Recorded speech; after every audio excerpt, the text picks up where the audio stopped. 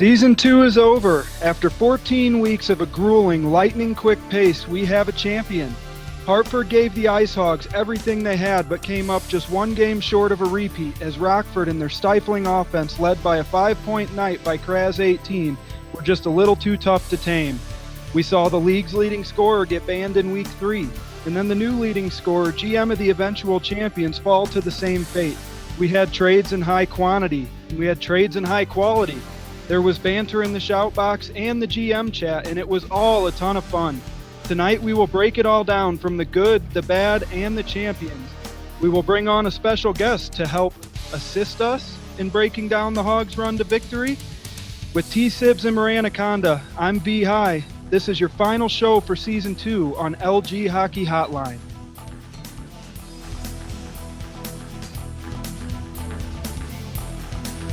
What's going on, guys? You ready to clean this season up and get the hell out of here? Yep. Let's wrap it up and stick it in.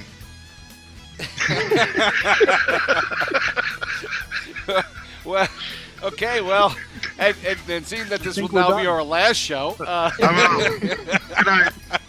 Everybody have a good night. I think we're just all a little too punchy from having to cover 7 games in this godforsaken series, but it was a lot of fun to watch, and I think we're all a little bit punchy, including Mr. Mornanconda, who I know that you and I were pretty tuckered out of this one. I think Jonathan had more energy than both of us put together. But I'm the youngest of the group. That's probably why. Well, that's a good point. Yeah, that's a very good point.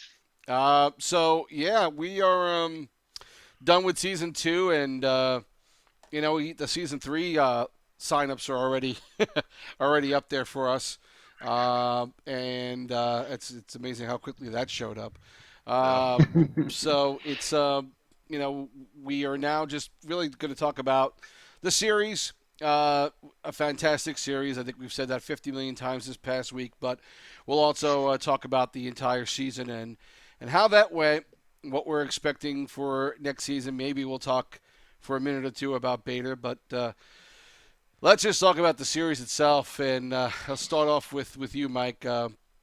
We had a series that went back and forth, like we described it. An old-fashioned boxing match, pretty much.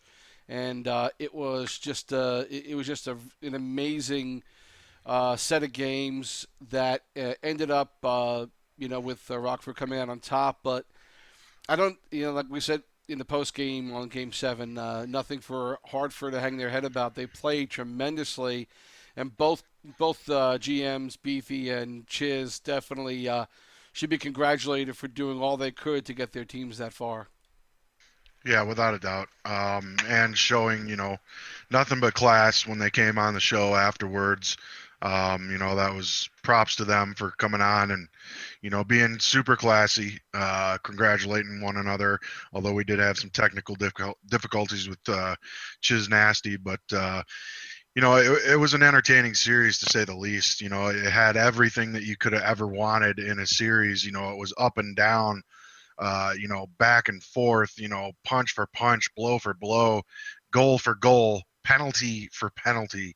And, I think that's kind of really what the story of that series is, every other game there was a different winner. And, it seemed like every other game, one team or another got themselves into penalty trouble. And, in the end, I believe Hartford ended up taking like 7 penalties in the Game 7, which they just couldn't recover from. And, and Kraz showed up and came to play in Game 7. And, it was just, it was a tightly contested series. It was really entertaining. I thought both teams did a great job. And, it couldn't have ended any better as far as the way the series went. One team would win, then the next game, the next team would win.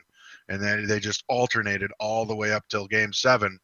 And then, the Ice Hogs were able to take that Game 7 and win the Calder Cup. So my hat's off to both teams on great seasons. My hat's off to everybody this season on a great season.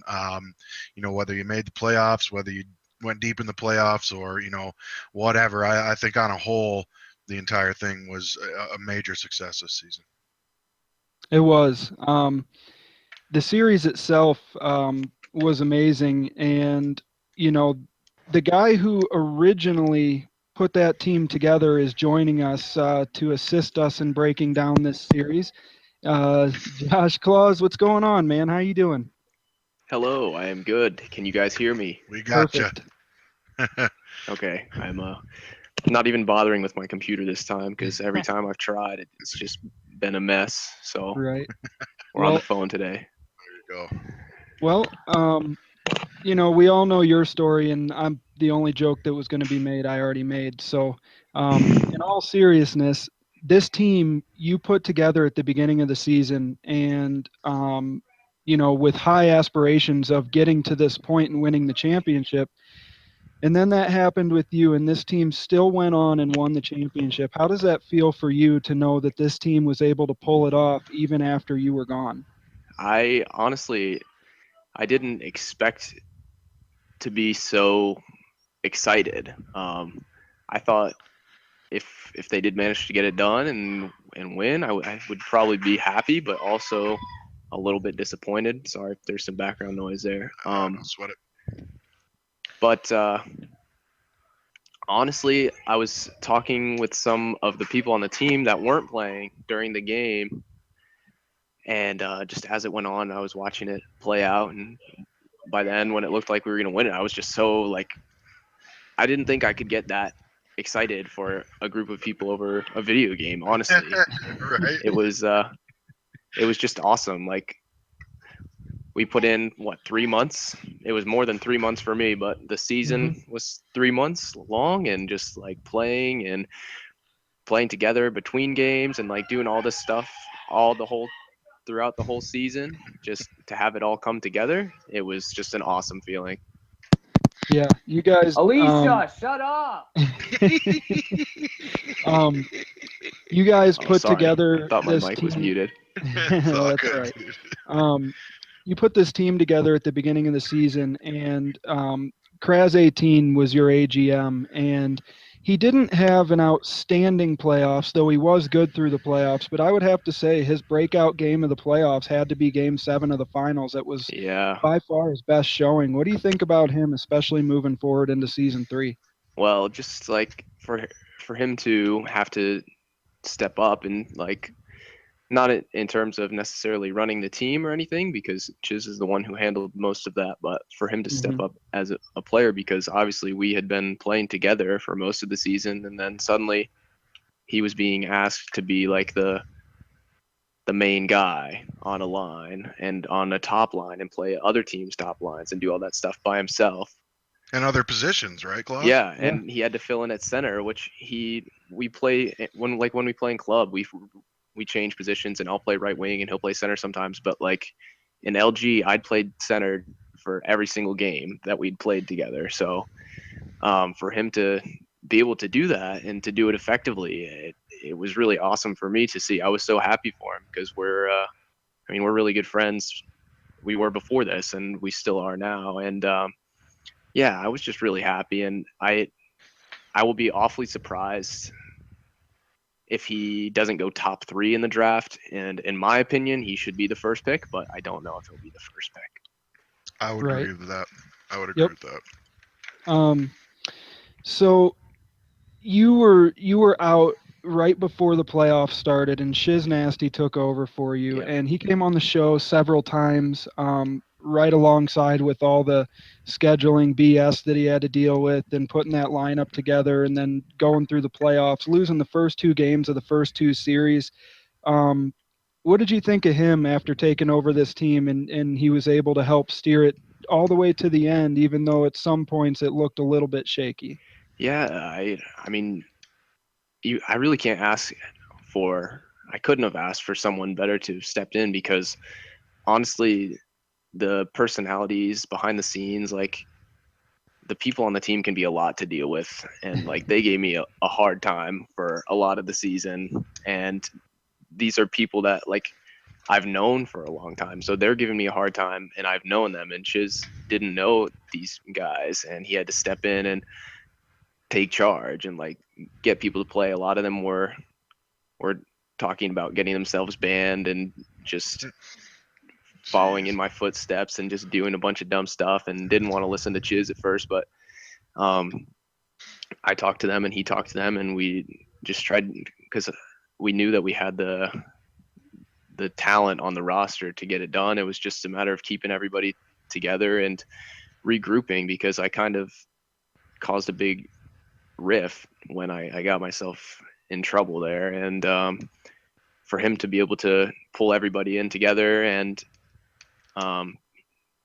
just to manage the team the way he did and to play. I mean, he led the playoffs in scoring. What more do you want from the guy? And Right. you know, that was just really awesome, and I really like him. And he gets a lot of flack from like Rhino and some of the other guys that just give him a hard time. And Well, so does everybody else from Rhino. yeah, of course. But honestly, I couldn't have asked for him to do a better job. And like during the playoffs, I was there and helping out and offering my opinions and saying what I thought we should do, and like roster moves and calling people up and sending people down mid playoffs. But like all the lines and making sure people showed up and just everything that was handled on a day-to-day basis and doing line matching and stuff like that, that was all him. So, you know, I can't say enough about it. And I'm probably going to get a hard time from half of the team for praising him so much. But honestly, with as much shit as he had to deal with, I can't say enough, really. No, he earned it for sure. I mean, I know with Mike and Sibs here, when we were broadcasting the games, there was, I think Game 7 was the only game that we didn't have to sit and wait for an ECU or someone showing up late. Yeah. And that wasn't just Rockford, that was Hartford as well. Yeah. So I was talking to Shiz in the GM chat most of the playoffs, and he, you know, he was stressed out at sometimes because of the things that happened, and some of them were in control, but a lot of them were out of control, and he just had to figure out what move he was going to make. And you know, I give him props for sure for the way he was able to handle it, and he didn't just, you know, get this team with talent to the finals and that was good enough. They went and won the whole thing, and they came back. They were never leading in that series against Hartford until Game 7. Yeah, that was. I was surprised, honestly. I don't want to say I underestimated Hartford, but I really thought that it would be a quick series. I thought that the personnel would be. I just thought that each line that we had would be able to overpower their respective line. And Rhino and Blues line, they were dominant all regular season and through the first round, but they struggled for the rest of the playoffs. And so credit to Hartford, because that ended up being a crazy, crazy series. And honestly, I didn't see it going that way, but it did. And I'm just happy that Rockford came out on top, because when it gets to 7, you know it can go either way. I want to talk about two games in particular, and that's Game 4 and Game 6. Games that you won, that Rockford won, but the interesting part of those games was who your personnel were on the front line. In Game 4, you know, you had Advanced Human and Stanley's Cup, you know, on either side of Kraz, and they played a hell of a game. Advanced had a goal and an assist in that one, and you know, Stanley's Cup was you know, doing well, passing the puck and playing defense. And you know, didn't get the highest scoring game, but you got great defense in that game and just enough from that line. And then in Game 6, you know, Stanley's Cup to me is the guy who made that game successful because of the way he played defense in the center position in that game. Yeah. So he went to right wing, then went to center for this game.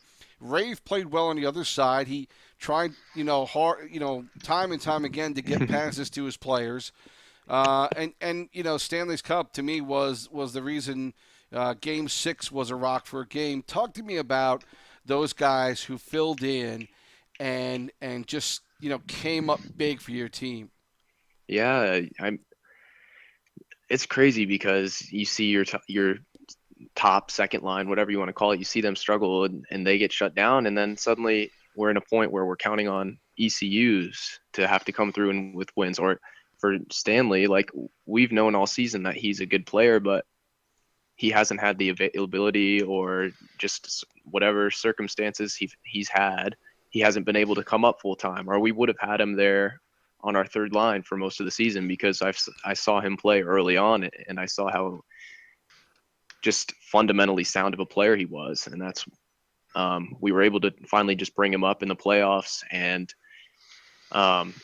he really just filled in and filled the role that we asked him to play wherever it was, whether it was left wing, right wing, or center. He played all three, and he wasn't the flashiest player. He didn't put up a ton of points, but he knew how to play his role, and I'm pretty sure he went undefeated through the playoffs. So to have a guy like that step up who was on your TC for most of the season, that's big. And then Game 6, Rave, who's a goalie. We had to ECU a goalie at left wing. Wow. It was just, we literally ran out of ECUs. It was just a lot of circumstances that came to a head where we're at the point of we're down 3-2 in a series and we're using a goalie on left wing. And you know what? We got the win, and it ended up working out. So I guess I can't complain about that. But to have guys in the pipeline that can step up like that, that's massive. That still speaks to the point that you guys, and it's something that VHigh and Moran have talked about all season long as GMs and AGMs, and that is talking to your training camp guys and keeping them involved. And that paid off for you, because if not, you would have really been struggling to find someone, and those games could very easily have been losses, but you wound up having talented guys who you were able to call on because you were keeping in contact with them. Yeah, this is just to all managers or people who are planning on being managers for next season. If you are planning on running a successful team, you better make sure that you have a good NHL owner, and you better make sure you have some good training camp guys, because God knows you're going to need both of them. Yeah. And like we had to trade away probably 5 or 6 guys throughout the season that were just too good to be on training camp. And that's not to say that my guys on training camp were not too good to be there, but I needed to make sure that we kept some people for playoffs and stuff like that. But we ended up trading like half of our active good TC guys to other teams to give them chances. And luckily the guys that we kept were contributors in the playoffs, and it paid off big time. It's crazy how it worked out that way. That's part of being a good GM too, I think, man, is knowing that you got talented guys down there, and knowing that, hey, man, these guys need to be playing somewhere. I don't have room for them on my roster. Like, that's super huge for a GM to notice that and actually do them a favor and get them regular playing time. So kudos to you for actually paying attention to them and doing them a favor, man. Yeah, there's definitely a balance to keep, because you want to manage your own roster, but if you have guys that have played when you needed them to ECU and they didn't complain and they didn't say like how they should be on the team over this guy or they're better than this guy, then that doesn't happen though, right? Right. Yeah, but we definitely had a couple guys like that, and that's why you never heard from them. But no, if you have guys like that have been good team players, and for me as a GM, especially in the trade deadline in that time, I felt obligated to find those guys places where they could be on rosters full time. And then in the playoffs, we made sure when the opportunity arose, we gave our ECUs chances to play. And so I guess it's a two-way street. These guys got chances to play, and they played for what many would say it was the best team in the league this year. And then lots of guys moved on and found opportunities to play full time on other teams. Mm-hmm. And you also had, just in this series with Hartford, you had a couple of guys that almost swung the series for Hartford that were involved in trades between your two teams. Camagraph ended up not getting a game. Vikes played really well for Hartford on the other side. Plus there was a couple other guys. Were you starting to stress out about the moves you made with Hartford during this series? Yes, I would definitely say that. Camagraph, I was told when I traded for him that he had an ego, and I was like, okay, I can deal with egos. We've got the biggest egos in the league. That's not a problem. We don't know. And We don't know so who you're talking about, really. no, we don't have to name names. Everyone has someone that pops into their head. Yeah. But so I was like, okay, he has an ego. I can deal with that. As long as he's good, then we're okay. But Right. then the problem wasn't his ego, it's that he just wasn't showing up for games. And that was frustrating because I didn't want to just throw that trade away and like scratch it as a loss for me, because McLovin and Boomer were the two guys, they're the two main guys from that trade that went to Hartford. And McLovin ended up being their top left wing, and Boomer was, I think, the main focus on their third line. So they ended up getting a couple of big time contributors, and McLovin scored a game winning goal, and like he only had one loss in the whole playoffs. So definitely I wanted to tell myself in the rounds before the Hartford series that I didn't make a bad decision there, but in the Hartford series when Camergraph no-showed twice and then McLovin and Boomer both had big games against us, I was just like, okay, that was just a terrible decision. I had to apologize because I really messed that one up. If there's a trade I could take back, it would definitely be the one that sent McLovin out and brought Camergraph in, because we would have been a better team in the other situation, I believe. Right. Yeah, but that's the risk you take. You were also able to pull off moves, moving good players and getting great returns and help the team. So, as much as you would take one back if you could, it ended up working out. They got, Yeah. your guys got the championship after it was all said and done. And Right. I'll tell you what, though, I know Beefy was extremely happy with McLovin on his line. They seemed to gel really well together. Mm-hmm. He was talking about that after, I think was game 5 was when he got the game-winning goal. Yeah, it was game 5, and I think in like the last few seconds of the game or beginning of overtime, something like that. And Was that the one-timer from Blade Runner? Or, it was, he came in down the middle and just kind of took a shot in traffic, and it hit off a Yep. stick and went in. Yeah, that's right. Yep. And just watching that one, my heart sunk just watching it. But yeah, he was a great player. He was a fine player for us, and he was always a hut player. He didn't play 6v6 as far as I knew, so he was still developing his game, and he just found people when he went to Hartford that played his style, that his style worked better with. He had like a rotating group of line mates with us. He never found a true line, and with Hartford he did, and he ended up being one of their top players, if not their top player in the final. So I mean, great for him, and I'm glad it worked out. But ultimately, you wish you could have had that production when he was on our team. Right.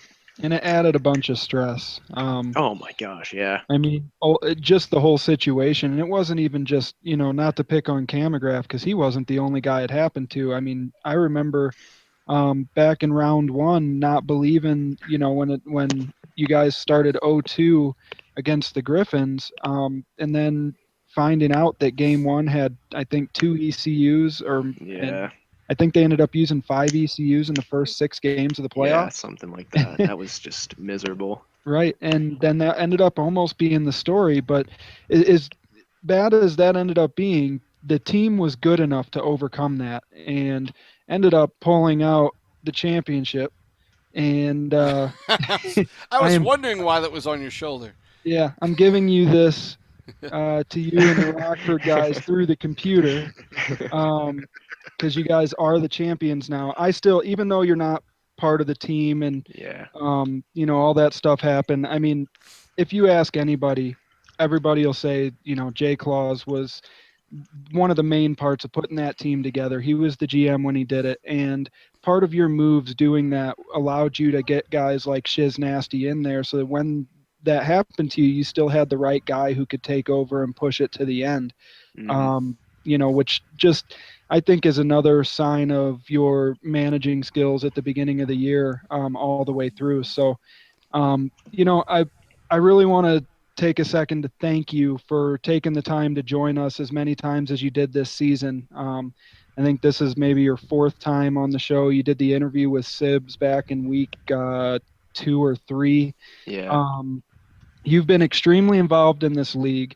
You came out and you gave me a statement to read on the show after that happened, and then continued to stay involved with the league on the site, playing Friday Night Puck and talking to guys since then. And honestly, you made one mistake, but the league needs more guys like you that are involved and bringing people in and talking to them. So thank you very much. And, good luck to you in the IHL and season 3, wherever you may end up. I'm sure you're going to go right there with Kraz.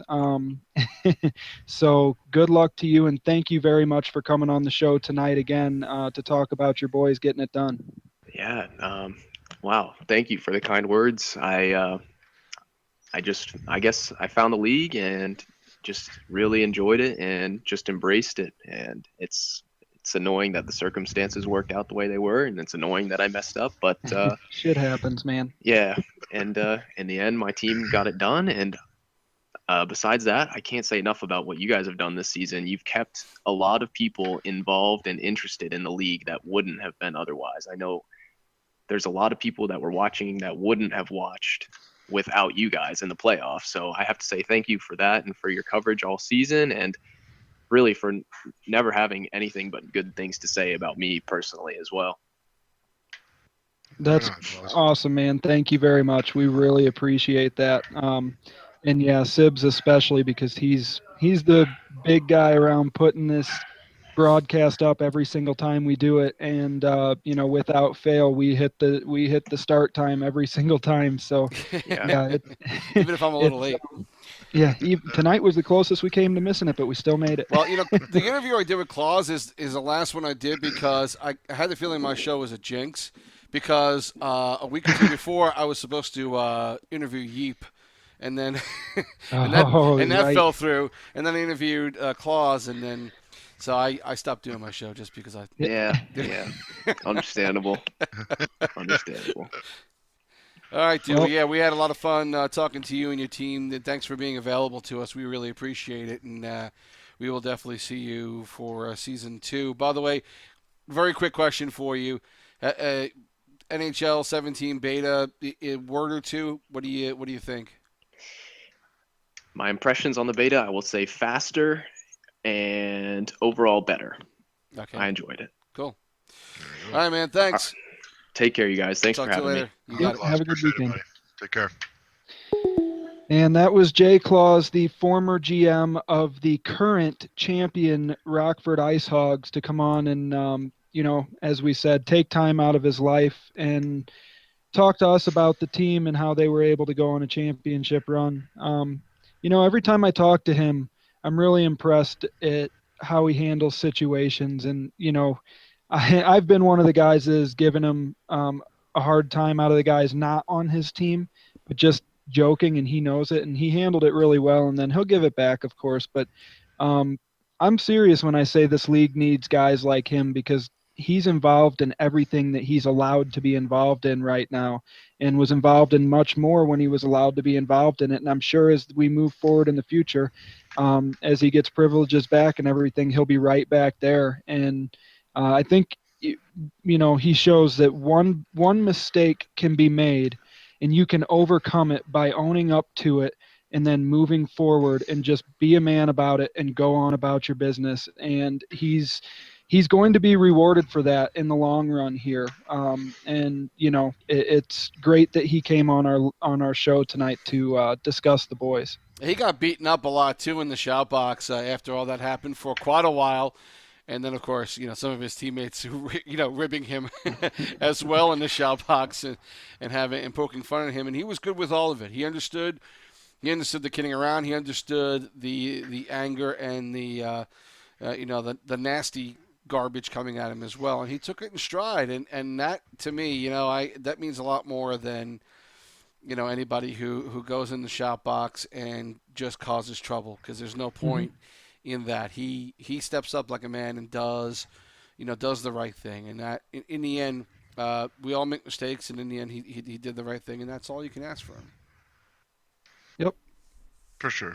He's definitely an asset to this league, all the way around. So, he's obviously going to get his chance again once his turn comes up, and any team out there will be better for it. And he's definitely going to have another team at some point in this league if he chooses to do so once he comes off that list. So, anybody who ever plays for the guy, you're going to love playing for him. He's a great guy. Once you get to know him, he's an awesome player. He's one of the best players at this game. So yeah, I mean, people perceive him as being arrogant and cocky and having a huge ego, but as everybody just saw right there, the kid's super humble. He's a good dude, and he's nothing but good for this league. So I'm glad to see that he's back and getting more and more involved, and it can just go up from here. Yep, and I would say he probably has the least ego for the size of talent that he has on that team that he was on. I mean, he stood tall over everybody by the time that he was gone with the amount of points he had. I mean, you take away the 6 points that he added to himself, and he was still way far ahead of everybody else. And he never came out and said, I'm the best scorer. I'm the man. I mean, it was always, Kraz was my line mate. He helps me tremendously. Talks about his defense and his goalies. Very humble guy, and great to have him on tonight. And the few times that we had him on through the season. So moving on from that, a lot of things happened this season, and it all boiled down to a playoff run as we went into the trade deadline, I would say, and people were making their final moves, and we saw some big trades on the trade deadline show. And then the last couple weeks of the season, we had teams that were fighting for a spot. We were one of them, Hershey. Our division was, I think 5 teams racing for 2 spots at one point. And, then the Texas Stars, man, they started out incredibly hot at the beginning of the season and ended up missing the playoffs because of a team like the Streaking Condors. And a lot of stories this season. Which storyline to you, Sibs, was the most interesting? I think for most of the season it was the way Rockford was streaking and looked seemingly unbeatable, when you watched them and their offense and how they played the game. And then, but in the end, I say the bigger overall picture that I would say that I remember season 2 about is very much a season 1, similar to what season 1 had, which was some other teams came out of nowhere to make the playoffs. We had some surprises. The Condors getting all the way to the semis and playing just extremely well, but then running into that tough Rockford team. Again, just a couple of teams coming out of nowhere and being there.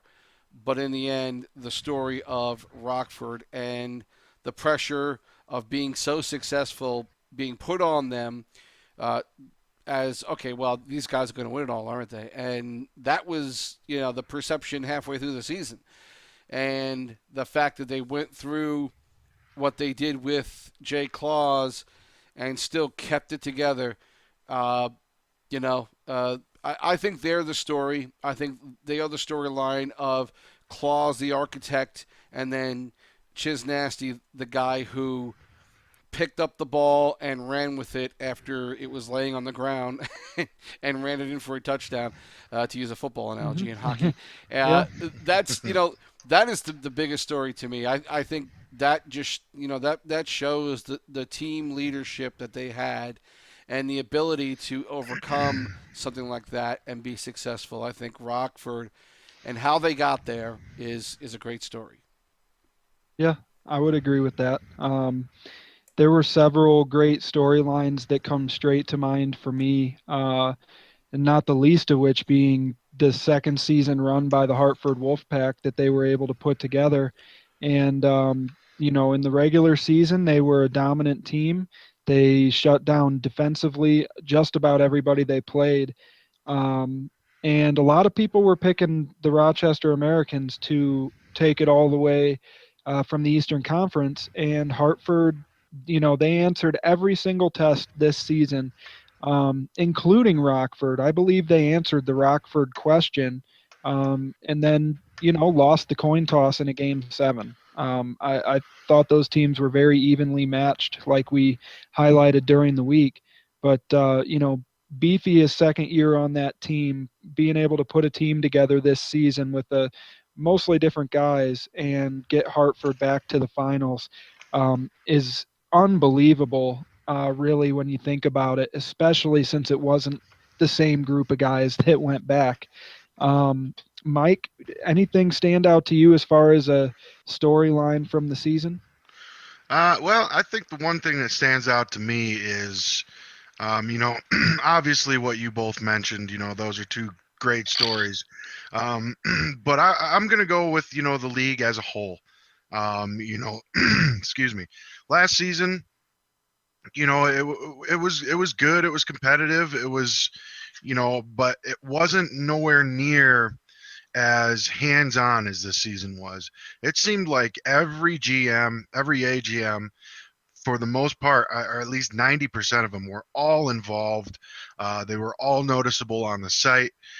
We were all talking to each other, keeping and congratulating each other, wishing each other good luck, and just the community as a whole, as it came together in the AHL. It still seems kind of cold, and everybody kind of left on the outside, and the other league. But as a whole, I think the AHL just did a really great job this year of everybody, just being there and involved and invested in the season. So I think that's the thing that stood out the most for me, but outside of the play of teams like Rochester, Hartford, Rockford, and then like San Antonio and San Diego and the Condors, the Wolves, the Monsters.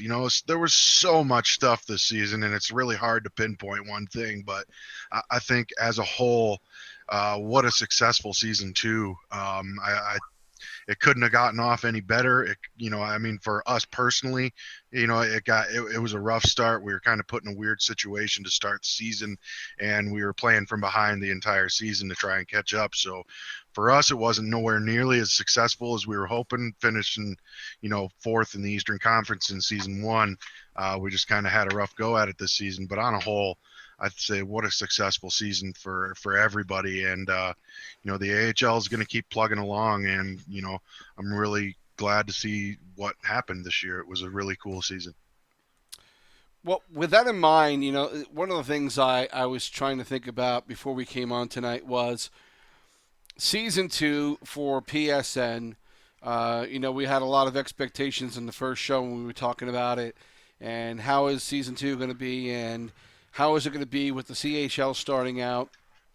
I want to talk a little bit about that, about how season 2 went with all these extra players and the CHL now allowing many of them to play regularly. So now we have a new crop of guys who we have some history behind, who we can look at stats and say, okay, we understand that this person was important on this team, and we saw London go to a championship in the CHL. What in the end, what do you feel the impact of starting up the CHL in season 2? Just the second season for PSN. I'll start with you, Mikey. What is the what do you feel the impact was in the end for the CHL starting up?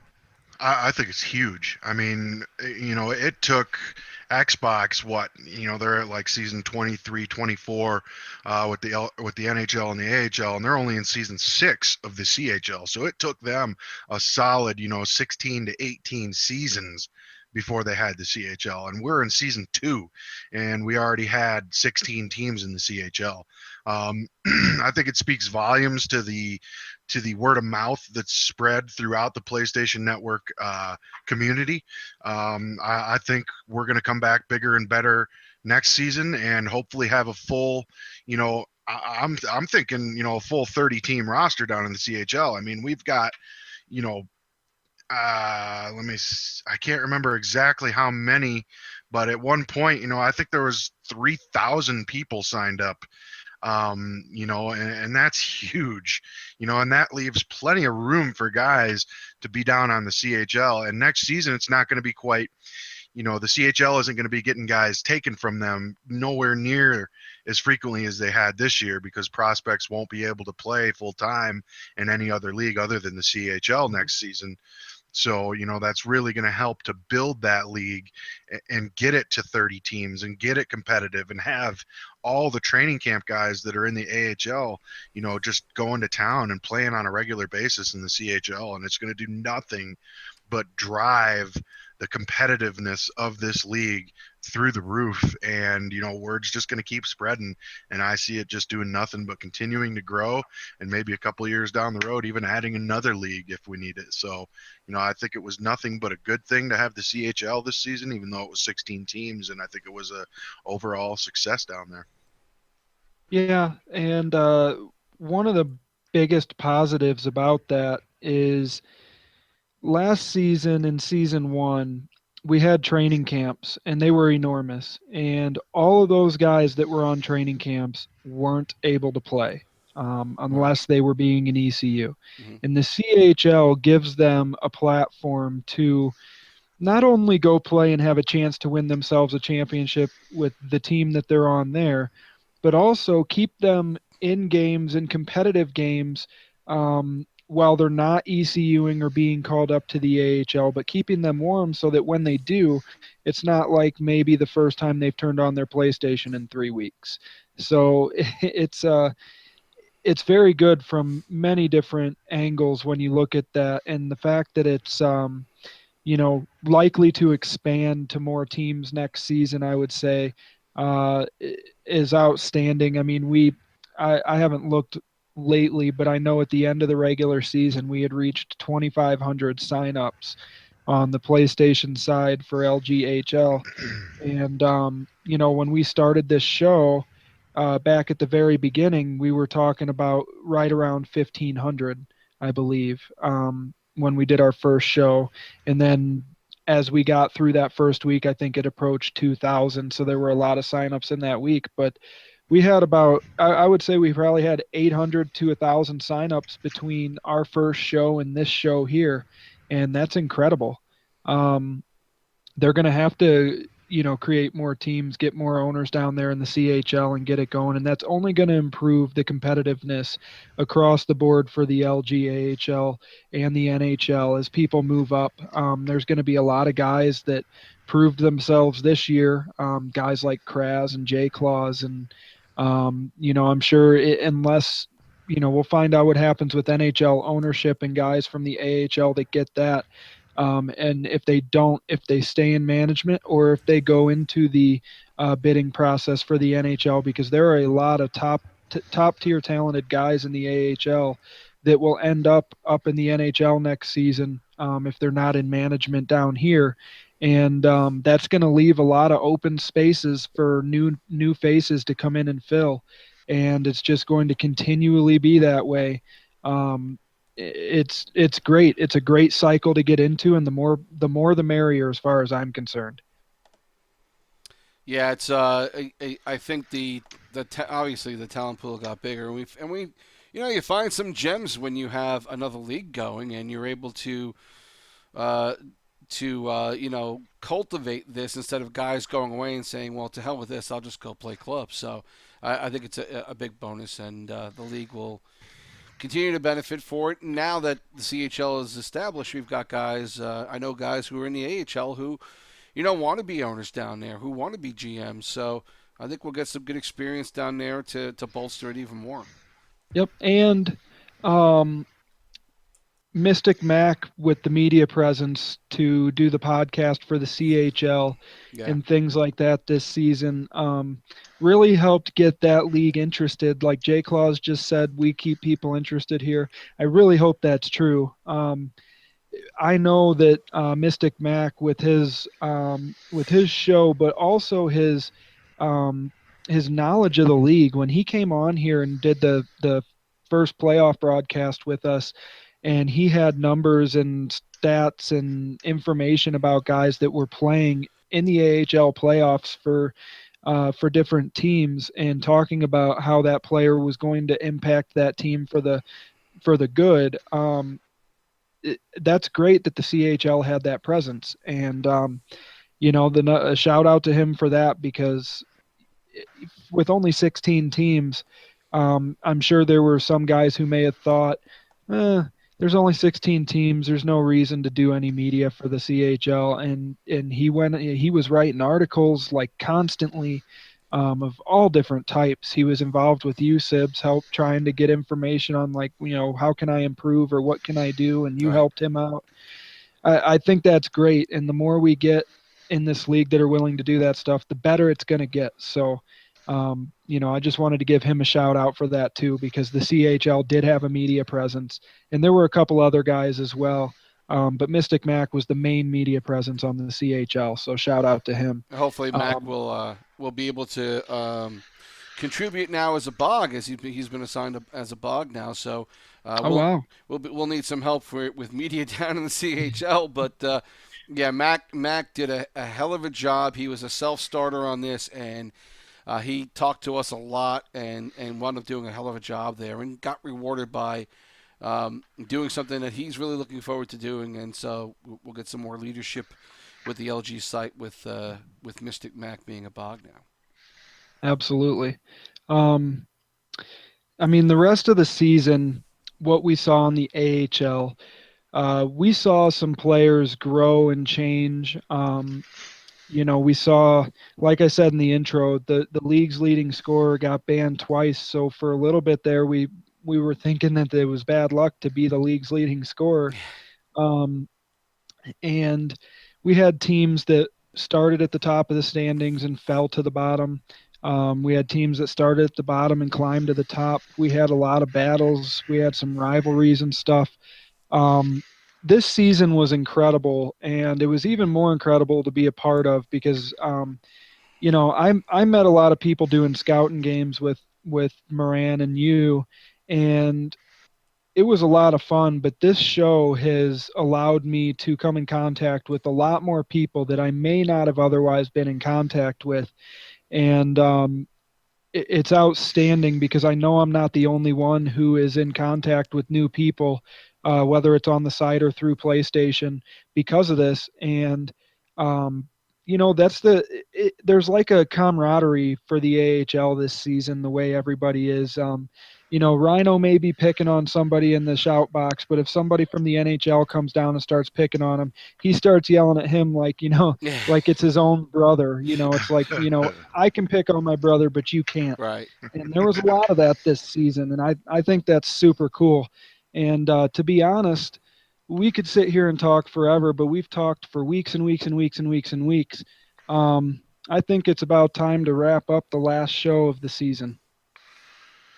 Yeah, I just wanted to quickly, just kind of peek my head over there and, say, congratulations to the Buffalo Sabres. They were able to win the Cup with a 4-2 series win over Dallas. I think the world of Schroyer.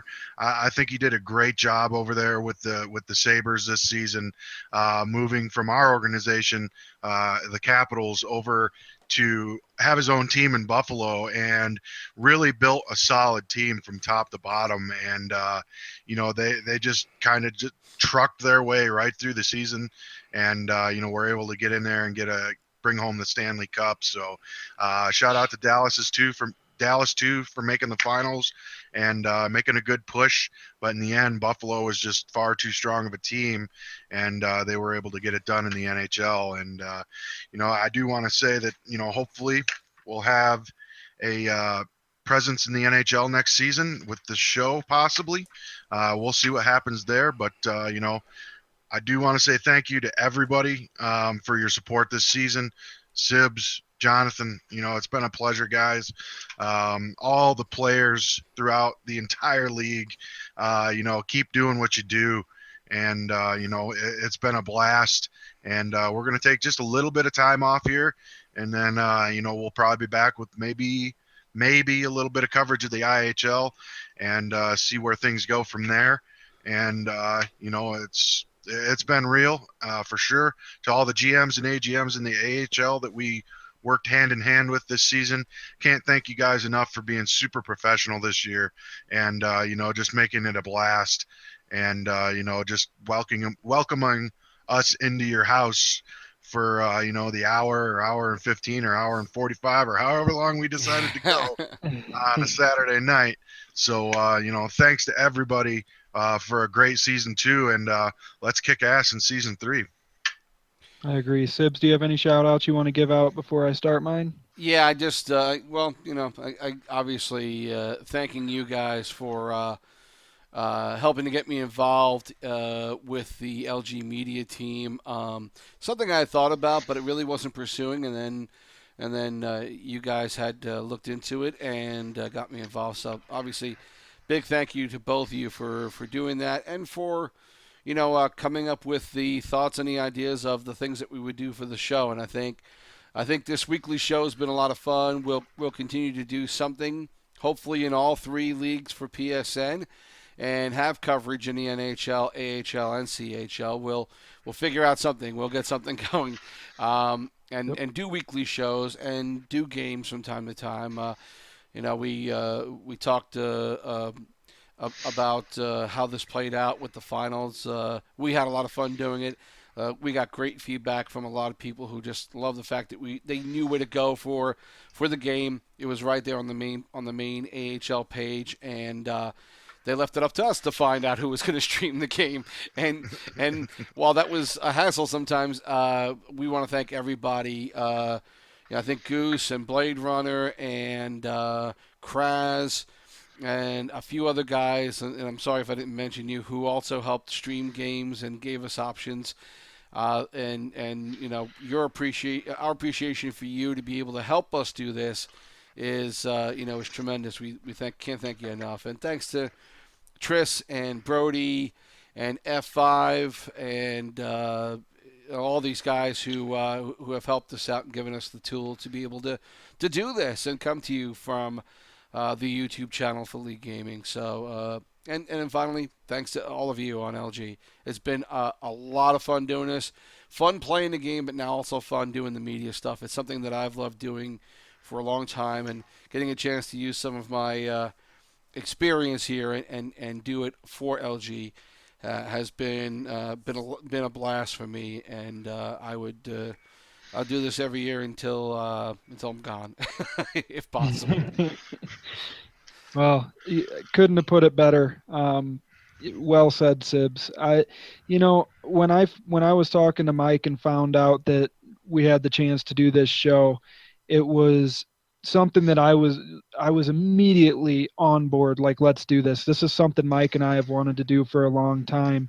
Didn't really know where to go to start it, or what platform to use, or how to get people involved. And then we, fell into LG, and the situation was perfect for us to, get together, and thank God we had you, because technically I would put you up with anybody except for maybe the directions that F5 typed out, maybe him. In this league, as far as the technology goes and getting this stuff going and on the air, I mean, it didn't take you long during the playoffs to figure out what you were going to do to switch the broadcast to get the games up so we could get the games on the screen without having them skip like they did in the very first playoff broadcast. And huge thanks to you, because without you, this show may not have made it onto the actual internet from the computer this season. Mike, it was a pleasure being your AGM for 2 seasons in Hershey, and couldn't have asked for better owners up in the NHL than Untouchable and Explicit and Gassy, and how they helped us out. Getting us into the team 2 seasons ago. And thank you for the opportunity, letting us run the Hershey Bears. We'll see where season 3 goes from here, but I wanted to thank them for our time the past 2 seasons.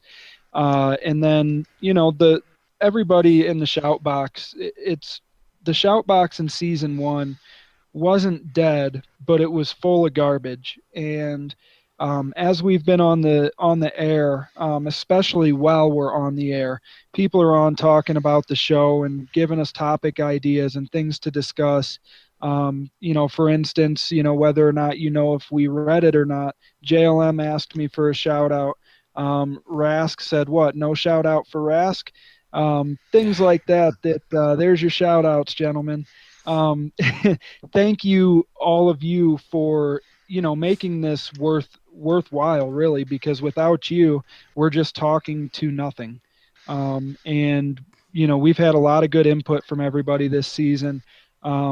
We've found some potential new media team members through the process that we'll find out what happens between seasons here. I know people are excited about the IHL. By the way, that draft is tomorrow, correct, Sibs? Yep. Yeah, I actually have been talking with Rob the Bog, or otherwise known as Birthday Machine, about the draft tomorrow. Yeah, it's going to be 7 o'clock. He was able to get things straightened out on the website, and he also mentioned that Ososick did a lot to help organize the owners and GMs and get them on board for all of this tomorrow. So, props to Oso for helping out, helping to make that happen tomorrow. So yeah, we've got the IHL draft tomorrow at 7. And maybe Goose Chuck will be streaming it. We'll find out if he will do that. He planned on doing it last night. I'm not sure if he will tomorrow, but he'll post something on the chat and maybe even on the page, and we might even have some live coverage tomorrow of the draft. Awesome. Yeah, So that season's going to start Monday, and they're going to make up the games that should have been played on Sunday. Each of the next 2 Thursdays, they're going to play 2 games on Thursday and then be caught up for the season starting next Sunday, or the Sunday after regular time. So awesome. So there's the IHL update, and that's something great that we're able to do. Between season 2 and season 3, as I know the IHL's in season 8 for Xbox, and we're able to get that going. That's going to be super fun. The NHL 17 beta has been super fun the last week and a half. I agree with Claus's comments on that. Excited about where we might be in September and October when that game is finally released, and season 3 officially gets announced when that will be. But again, thank you to everybody. I am ready to get off the air and just for a little come back while. at some point, but I need a break. We've been doing this for like 14 weeks straight, and we've done this week 7 days, 7 nights, and the last 8 nights we've been on the air. So it's super fun and we enjoy doing it, but we do need a break. So thank you all very much again. And, can't wait to see what happens as we move forward in LG, moving towards season 3 in the IHL. Thank you very much.